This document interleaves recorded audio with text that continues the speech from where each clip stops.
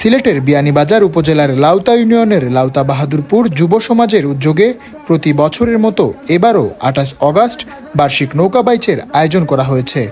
দীর্ঘদিনের এই প্রতিযোগিতায় অতীতে কখনো বাধা না আসলেও এবার তৌহিদি জনতার ব্যানারে একটি গোষ্ঠী এটি বাতিলের দাবি তুলেছে।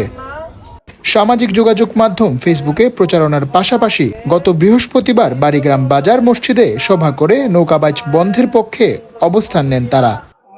যে জায়গাত নৌকা বাইচর আয়োজন করা হইব ও জায়গাত প্রতিবাদ সভা করা হইব ও দিন ও টাইমে গামফারর মেম্বার সাহেব আর সাবেক চেয়ারম্যান সাহেব সহ এলাকার মুরব্বিয়ান হল যারা আছেন বিভিন্ন স্তরের আপনার কাছে আমরা চাইলাম যে আপনারা এটা যেভাবেও সম্ভব হয় এটা বন্ধ করার চেষ্টা করক্কা। নৌকা বাইচর স্থান যাইতে যে রাস্তা ব্যবহার করা হয় এই রাস্তাটা সংকীর্ণ এবং খারাপ রাস্তা।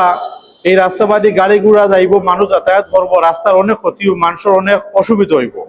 এখানেও অনেক ধরনের অসামাজিক কাজ হইব, সম্পূর্ণ একটা জুয়া।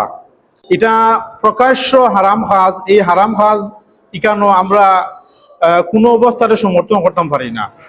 তৌহিদি জনতার এমন দাবির প্রেক্ষিতে বিষয়টি নিয়ে আইন শৃঙ্খলা পরিস্থিতির যাতে কোনো অবনতি না হয় সে ব্যাপারে স্থানীয় প্রশাসনকে কঠোর নির্দেশনা দিয়েছে সিলেট জেলা প্রশাসন। পাশাপাশি নৌকা বাইচ চালু রাখার কথাও জানান তিনি। বাইচ বন্ধ হয় নাই, এটা নিয়ে একটু প্রোটেস্ট হচ্ছে। তৌহিদি জনতা নামে শুনেছি যে একটা প্রোটেস্ট করতেছে তাদের।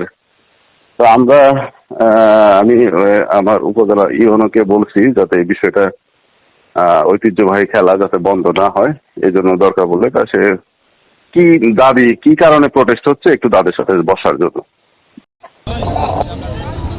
প্রশাসনের এমন কঠোর অবস্থানের পর সব বাধা পেরিয়ে সোনাই নদীতে নৌকা বাইচ উৎসব মুখর পরিবেশেই অনুষ্ঠিত হবে এমনটাই প্রত্যাশা আয়োজক ও স্থানীয়দের।